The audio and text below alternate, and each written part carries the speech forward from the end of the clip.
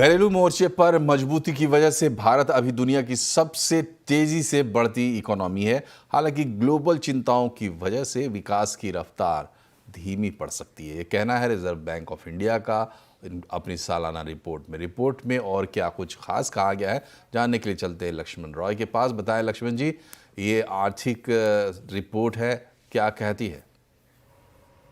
देखिए, आर्थिक रिपोर्ट आर्थिक मोर्चे पर भी बात कर रही है और अंतर्राष्ट्रीय मोर्चे पर भी बात कर रही है। कुछ ऐसे ही बात की जिसका हमारा आपसे लेना देना है। सबसे पहले आर्थिक मोर्चे की बात करें तो यहाँ पे साफ तौर से कहा गया कि भारत की अर्थव्यवस्था अभी भी अगले कारोबारी साल में भी दुनिया की सबसे तेजी से बढ़ती हुई अर्थव्यवस्था है, क्योंकि हमारे फंडामेंटल काफी ज्यादा मजबूत हैं। लेकिन चिंताएं हैं तो अंतर्राष्ट्रीय वजहों से, जिस तरीके से यूएस ने टैरिफ लगाया है, उस टैरिफ के बाद से दूसरे देशों की तरफ से जो कार्रवाई की जा रही है उसका क्या असर पड़ेगा, इसको लेकर हमें सतर्क रहने की जरूरत है। यह विकास में एक जोखिम के तौर पर देखा जा रहा है। दूसरी महत्वपूर्ण बात कि घरेलू अर्थव्यवस्था चूंकि मजबूत है, महंगाई दर काबू में आ चुके हैं, डिमांड काफी ज्यादा बढ़ रही है, तो इस वजह से हमें बहुत चिंता करने की जरूरत नहीं है और इसकी वजह से हमारे अर्थव्यवस्था में एक स्थिरता बनी रहेगी। इक्विटी मार्केट जो है वहां भी फंडामेंटल मजबूत हैं, वैल्यूएशन कम हुए हैं, तो वहां भी स्थिरता है, उतार चढ़ाव बहुत नहीं होगा। लेकिन नजर रखनी है तो सिर्फ आपको अंतर्राष्ट्रीय फैक्टर पर नजर यहां पर रखनी है। गोल्ड को लेकर के एक बड़ी महत्वपूर्ण बात कही गई कि गोल्ड जो है उसकी कीमतें रिजर्व बैंक के पास जो रखी हुई है, पिछले साल के मुकाबले यहां पर कीमतें काफी ज्यादा बढ़ी हैं। करीब 57% ज्यादा वैल्यू टर्म में गोल्ड आ गया है आरबीआई के पास, और पिछले कारोबारी साल में उससे एक पहले कारोबारी साल के मुकाबले 54.13 मीट्रिक टन गोल्ड जोड़ा है आरबीआई ने, यानी गोल्ड पर्याप्त संख्या में है, पर्याप्त संख्या में फॉरेक्स रिजर्व भी है। तो अंतर्राष्ट्रीय कारकों से कोई नुकसान होने की आशंका होती तो वहां रोकने में हम काफी संभल जाएंगे। एक और महत्वपूर्ण बात, जो बार बार बैंकिंग ट्रांजैक्शन में फ्रॉड होते हैं उसको लेकर नया आंकड़ा जारी किया गया है। वहां पे कहा गया है कि बैंकिंग फ्रॉड जो है, नंबर ऑफ केसेस यानी मामले जो है 34% कम हुए पिछले साल के मुकाबले, लेकिन जो रकम उसमें शामिल है वो 3 गुना से ज्यादा बढ़ गई है। हालांकि इसमें एक फैक्टर यह भी है कि करीब 11,000 करोड़ रुपए जोड़े गए हैं पिछले साल के तकनीकी वजह से, लेकिन रकम काफी ज्यादा बढ़ गई, दर्शाता है कि दरअसल बड़े बड़े मामले के फ्रॉड हो रहे हैं, बैंकिंग फ्रॉड हो रहे हैं, और ज्यादातर फ्रॉड ऑनलाइन ट्रांजैक्शन में हो रहे हैं। और फ्रॉड की संख्या देखें तो निजी बैंक इसमें ज्यादा है, सरकारी बैंक थोड़े यहां पे कम है। और एक आखिरी बात, जो हम लोगों ने 500 और 2000 के नोट जो लाइनों में जमा करके 1000 के नोट जमा कराए थे, जो पुराने नोट जिसको अवैध घोषित कर दिया गया था नोटबंदी के दौरान, उन नोटों का इस्तेमाल फर्नीचर बनाने में किया जाएगा। एक दिलचस्प बात आरबीआई ने अपनी रिपोर्ट में रखी है। बहुत बहुत शुक्रिया आपका लक्ष्मण जी तमाम जानकारी के लिए। बढ़ते हैं खबरों में आगे। Court of international trade America में ट्रंप सरकार को बड़ा झटका लगा है। कोर्ट ने 2 अप्रैल को लगाए गए रेसिप्रोकल टैरिफ पर रोक लगा दी है। क्या है ये पूरा मामला और इसका क्या असर होगा, बता रहे हैं होरमाज फटाकिया। एक बड़ा झटका तो लगा है ट्रंप सरकार को, इसमें कोई दो राय नहीं है, क्योंकि US court of international trade ने जो रेसिप्रोकल टैरिफ्स अनाउंस करे थे 2 अप्रैल को, उसे गैर संवैधानिक बताया है और उन पर जो है वो रोक लगा दी है। और ये फैसला आज तड़के US court of international trade की तरफ से आया। ये याचिका कोर्ट में दायर की गई थी। डेमोक्रेट एक रूल जो कि राज्य है और छोटे व्यापारियों ने मुकदमा ये दायर किया था, ये कहते हुए कि ट्रंप सरकार ने अपने अधिकारों का गलत इस्तेमाल किया है, इमरजेंसी कानून का गलत इस्तेमाल किया है और टैरिफ लगाए हैं बिना कांग्रेस की अप्रूवल के। मगर कुछ ऐसे सेक्टर्स हैं जिन पर इसका असर नहीं होगा, क्योंकि एल्यूमिनियम और स्टील जिस पर टैरिफ लगाए गए हैं वो टैरिफ बने रहेंगे, क्योंकि वो टैरिफ जो है वो सेक्शन 232 के अंतर्गत लगाए गए हैं। सो वो टैरिफ जो लगाए हैं वो बने रहेंगे। अब आगे क्या, ट्रंप सरकार ने कहा है कि उन्होंने इस फेडरल कोर्ट में अपील की है, याचिका दायर कर दी है इस फैसले के खिलाफ, और उन्होंने साथ ही साथ ये भी कहा है कि कुछ ऐसे जजेस हैं जो अनिर्वाचित जज है, वो हमें नहीं बता सकते कि आर्थिक आपदा से कैसे जूझना चाहिए, कैसे उसका मुकाबला करना चाहिए। अब गोल्डमैन सैक्स ने अपनी एक नोट में कहा है कि अब आगे चल के ट्रंप एडमिनिस्ट्रेशन ऐसा क्या कर सकता है जिससे वो इन टैरिफ से या इस फैसले से जो है अपने आप को नेविगेट कर सके। उसमें से एक ये है कि सेक्शन 232 के तहत सेक्टर स्पेसिफिक टैरिफ्स लागू किए जाए और इन्हीं सेक्शंस के अंतर्गत फार्मा और सेमीकंडक्टर्स जैसे शहरों में जैसे सेक्टर्स में ऑलरेडी उनकी जांच चल रही है। एक 15% के बेसलाइन टैरिफ के साथ सेक्शन 122 के तहत वो टैरिफ लागू कर सकते हैं, मगर इसकी एक बात यह है कि बिना कांग्रेस की मंजूरी के इस सेक्शन के अंतर्गत सिर्फ 150 दिनों तक यह टैरिफ लागू रह सकता है।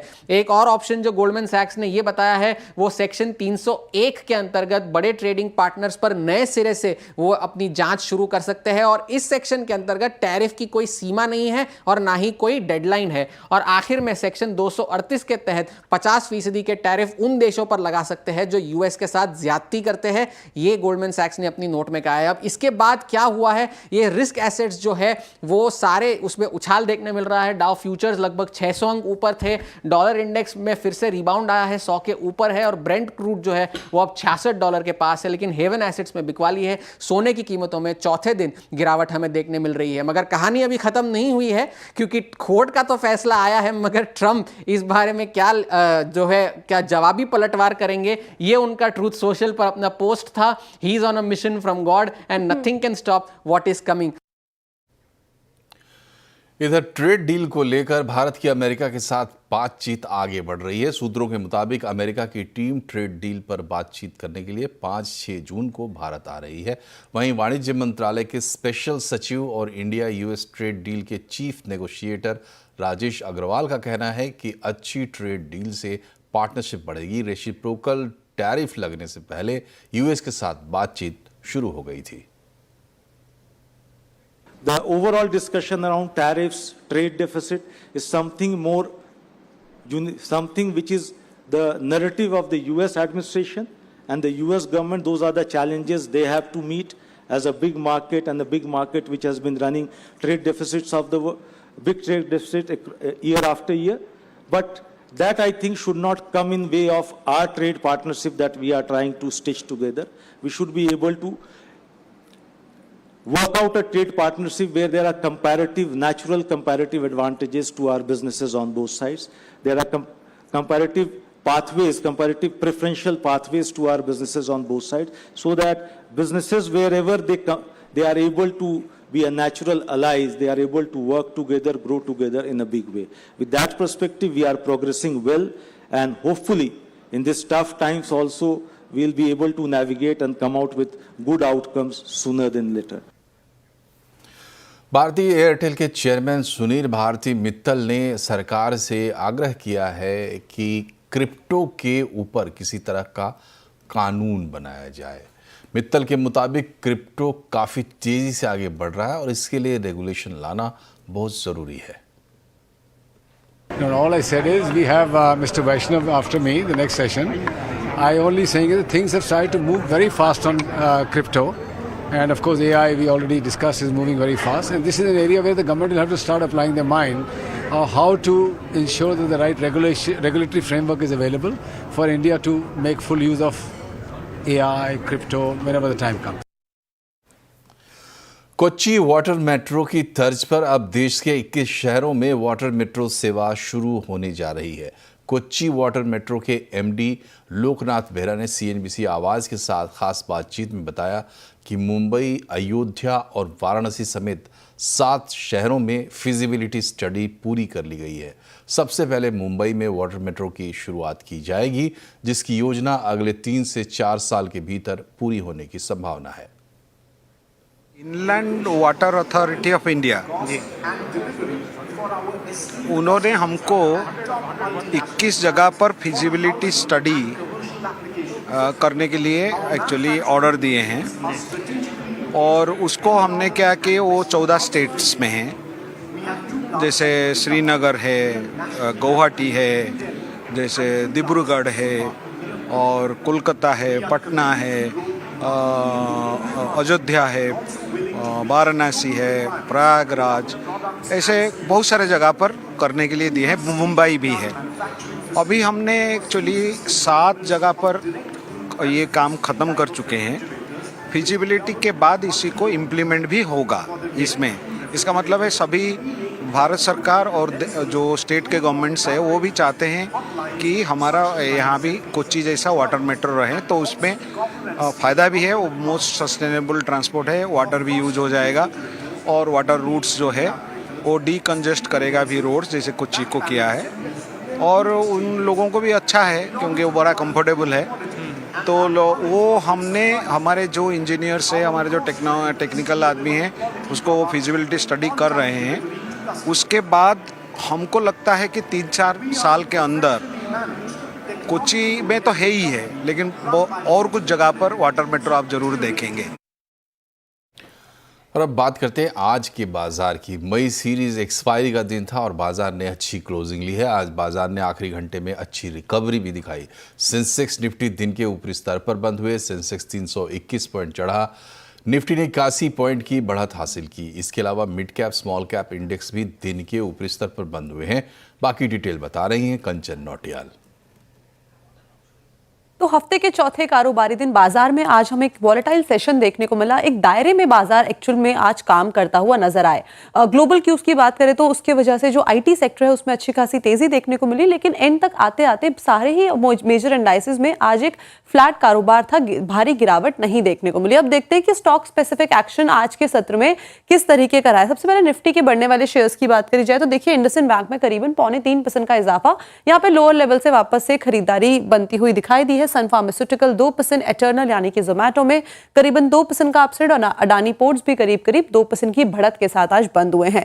लूजिंग स्ट्रीक की बात कर लेते हैं। एचडीएफसी लाइफ यहाँ पे करीबन 1% का डाउन ट्रेंड देखने को मिला। बीईएल में भी करीबन 1%, टाटा कंज्यूमर करीब 1% और जियो फाइनेंशियल में भी करीबन 1% की कमजोरी आज के सत्र में देखी गई। अब बात कर लेते हैं कि मिड कैप में कौन से शेयर्स बढ़े हैं। वारी एनर्जीज में अच्छा खासा अपसाइड मोमेंटम देखा गया, करीबन 8% का अपसाइड यहाँ पे दिखा। कमिंस इंडिया यहाँ पे करीबन 7% की तेजी। नंबर्स के बाद यहाँ पे कौन कॉल हुई थी, कौन कॉल काफी पॉजिटिव साइड में आई है, जिसके बाद यहाँ पे अच्छा खासा मोमेंटम पकड़ा हुआ दिखाई दिया है। ऑयल इंडिया की बात करी जाए तो करीबन 4% की तेजी यहाँ पे है। प्रेस्टीज एस्टेट में भी करीबन 3.5% का अपसाइड देखा गया। लूजिंग स्ट्रीक में बात कर लेते हैं इस टाइम पे एनटीपीसी ग्रीन एनर्जी 3.5% की कमजोरी यहाँ पे। अपोलो टायर्स में करीबन 3% का डाउन साइड और एस्कॉट कुबोटा की बात करी जाए 2% का डाउन ट्रेंड यहाँ पे भी देखने को मिला। और जो एमआरएफ है वहां पे भी करीब 1.5% की हमें एक गिरावट देखने को मिली। जिस्ट ऑफ द स्टोरी एक दायरे में रह के ही आज बाजार बंद हुआ है। इधर रिकॉर्ड ऊंचाई छूने के बाद सोने की कीमत में आने वाले समय में उतार चढ़ाव बना रह सकता है। हालांकि निवेशकों के लिए अब भी सुरक्षित विकल्प बना हुआ है। See, gold prices, whatever prediction people have done last year, it has crossed this year. So prediction is not being properly done in the gold price. What we can see is a compounded annual growth rate, CAGR, of many years. If you see last 5 years, 10 years or 25 years, gold price have gone. If you see 100 years also, it has gone. So let us look at the history and let us not sit on different prediction. You know, invest in that one because maybe immediate corrections will come, maybe small corrections in the drop and all. But there is no other thing that countries are buying. Different countries, the bankers, central banks are investing in gold. So it means people are thinking and wisely and investing in that. If the countries are going right, they are doing it, then I should say that customers also should not break their head. Just see the history and invest in that.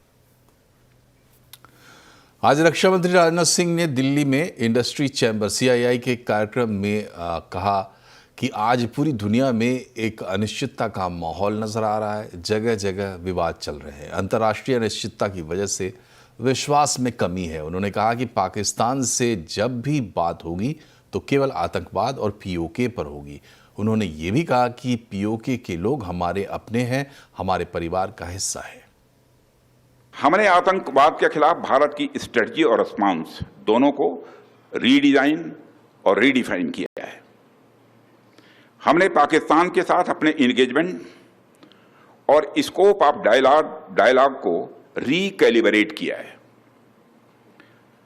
अब जब भी बात होगी केवल आतंकवाद पर बात होगी, POK पर बात होगी और किसी दूसरे मुद्दे पर पाकिस्तान के साथ बात नहीं होगी।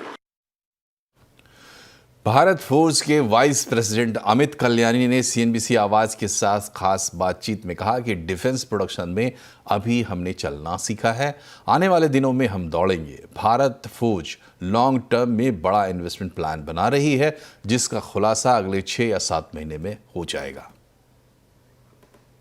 क्या हमारे पास अभी चुनौतियां हैं, और जिस तरह से स्केल की बात कर रही थी कि बड़े स्केल पे हम काम नहीं कर पा रहे हैं, हमारा एक्सपोर्ट बहुत जगहों पे तो हो तो रहा है। ये जो आप स्केल की बात कर रहे हैं वो बिल्कुल जायज़ है, लेकिन सरकार, फोर्सेस और हमारे जैसे प्रोड्यूसर्स सबकी यही प्रार्थना है और प्रयास है कि हम world scale high quality products बनाएं, ताकि सिर्फ इंडिया नहीं बट हमारे मित्र देशों में भी हम इनकी एक्सपोर्ट कर पाएँ। भारत फोर्स की बात करें तो किन किन देशों में एक्सपोर्ट की बातचीत चल रही है, कहाँ कहाँ हो रहा है, क्या स्केल है सर? हम एक्सपोर्ट्स करेंगे यूरोप, साउथ ईस्ट एशिया और अमेरिकाज में, बहुत नॉर्थ एंड साउथ अमेरिका, और फ्यूचर में अफ्रीका में भी। जी, क्या अगले अगर कहें तो इस साल की और अगले 5 साल की क्या ग्रोथ रहेंगे, ग्रोथ के एक्सपेक्टेशन क्या है आप लोगों के लिए? हमारे हिसाब से डिफेंस बिजनेस 25% पर ईयर के करीब या उससे थोड़ा ज़्यादा ग्रो होना चाहिए जी, क्योंकि इंडिया मार्केट ग्रो हो रहा है और इंडिया भारतीय सरकार और उनके जो दूत हैं दुनिया भर में वो बहुत मदद कर रहे हैं मार्केटिंग में जी, सारी इंडियन कंपनीज के लिए। आप भारत फोर्स के इन्वेस्टमेंट के क्या प्लान्स हैं, किस तरह के प्लान्स हैं? हमने तो पिछले कॉन कॉल में बात किया है कि हम जो पिछले साल में इस साल में इन्वेस्टमेंट्स कर रहे हैं वो तो है ही, लेकिन हम लॉन्ग टर्म में काफ़ी अभी बड़ा प्लान बना रहे हैं जो अगले 6-7 महीनों में हम अनाउंस करेंगे। और यहाँ रुक रहे एक छोटे से ब्रेक के लिए, लेकिन खबरें भी और भी हैं, बने रहिए हमारे साथ।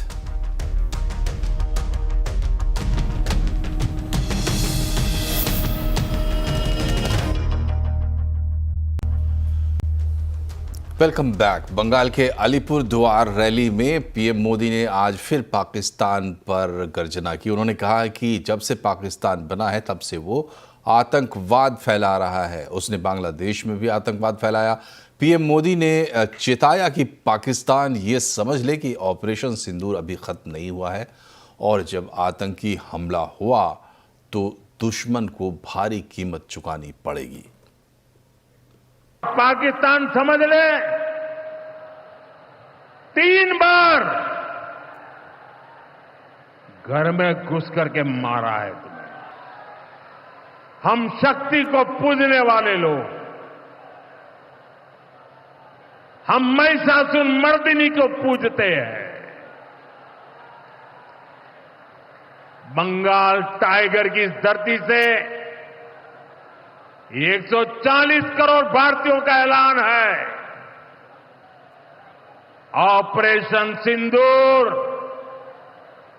अभी खत्म नहीं हुआ है। पश्चिम बंगाल की मुख्यमंत्री ममता बनर्जी ने ऑपरेशन सिंदूर को लेकर प्रधानमंत्री नरेंद्र मोदी पर निशाना साधा। उन्होंने कहा कि पीएम मोदी ऐसी बात कर रहे हैं जैसे हर महिला के वो पति हों। वो अपनी पत्नी को सिंदूर क्यों नहीं देते? ममता ने कहा कि ऑपरेशन सिंदूर कोई युद्ध नहीं था, बल्कि ये तो पब्लिसिटी स्टंट था। तो पब्लिसिटी तो हुआ है, छोटा सा एक बात, कोई युद्ध तो नहीं हुआ। तो पब्लिसिटी तो हुआ है, छोटा सा एक बात, कोई युद्ध तो नहीं हुआ। ऑपरेशन सिंदूर की सफलता के बाद पहली बार पटना बिहार पहुंचे प्रधानमंत्री नरेंद्र मोदी। पटना में उन्होंने एयरपोर्ट के नए टर्मिनल का उद्घाटन किया। इस मौके पर बिहार के मुख्यमंत्री नीतीश कुमार भी उनके साथ थे। इसके बाद प्रधानमंत्री ने पटना एयरपोर्ट से पटना बीजेपी के दफ्तर तक 5 किलोमीटर लंबा रोड शो किया। रोड शो में लोगों ने फूलों की वर्षा कर प्रधानमंत्री का स्वागत किया। प्रधानमंत्री कल तक बिहार में रहेंगे। प्रधानमंत्री का रात्रि विश्राम राजभवन में होगा। कल यानी शुक्रवार को वो रोहतास जिले के विक्रमगंज में जनसभा को संबोधित करेंगे। इस दौरान पीएम लगभग 50,000 करोड़ की योजनाएं भी लोकार्पित या शिलान्यास करेंगे। बिहार का माहौल गर्म है। ऑपरेशन सिंदूर के बाद पहली बार पीएम मोदी बिहार में हैं। आवाज अड्डा में इसी पर होगी बड़ी चर्चा। बिहार चुनावी शंखनाद 7:57 पर। देश में कोरोना वायरस के मामले तेजी से बढ़ रहे हैं। आज एक्टिव केसेस की संख्या 1326 हो गई है। मौतों की संख्या 14 हो गई। इनमें सबसे ज्यादा 6 मौतें महाराष्ट्र में हुई हैं। इस पर ज्यादा जानकारी दे रही है दीपाली नंदा। देखिए, देश में कोरोना वायरस के मामले तेजी से बढ़ रहे हैं। एक्टिव केसेस की तरफ नजर डालें तो अब यह संख्या 1326 हो गई है। वहीं मौतों के आंकड़े की बात की जाए तो अब यह 14 हो गया है। सबसे ज्यादा मौतें, जो कि 6 हैं, ये महाराष्ट्र में हुई है। जो एक्टिव केसेस की संख्या सबसे ज्यादा केरल में दिखाई दे रही है, उसके बाद है महाराष्ट्र, तीसरे नंबर पर है कर्नाटक और चौथे नंबर पर है राजधानी दिल्ली। यहाँ पर फिलहाल मौजूदा देखा जाए तो एक्टिव केसेस सबसे ज्यादा है और इन्हीं राज्यों में जो ये संख्या है वो भी काफी तेजी से बढ़ती हुई दिखाई दे रही है। केंद्र सरकार की तरफ से लगातार राज्यों को निगरानी और सतर्कता बढ़ाने के निर्देश दिए गए हैं और इस बीच एक और जानकारी मिल रही है कि आईसीएमआर अब स्टडी कर रहा है कि जो मौजूदा वैक्सीन है, वो जो ये नए वेरिएंट सामने आए हैं, उस पर कितनी असरदार साबित होगी। इसको लेकर भी आईसीएमआर की तरफ से अब स्टडी कराई जा रही है। इतना ही नहीं, आपको यहाँ पर यह भी बताना चाहूंगी, केंद्र सरकार की तरफ से सभी राज्यों को यह भी कहा गया है कि जो भी पॉजिटिव सैंपल सामने आते हैं उनकी जीनोम सीक्वेंसिंग भी जरूर कराई जाए। मैं आपको बता दूं, जीनोम सीक्वेंसिंग इसलिए भी जरूरी है ताकि किस तरह का वेरिएंट देश में कोविड के हिसाब से फैल रहा है उसकी पुष्टि की जा सके। और इसी के साथ बुलेटिन में फिलहाल इतना ही, लेकिन खबरों पर लगातार अपडेट रहिए और इसके लिए जुड़े रहिए CNBC आवाज से, हमारे सोशल मीडिया हैंडल्स के जरिए। नमस्कार।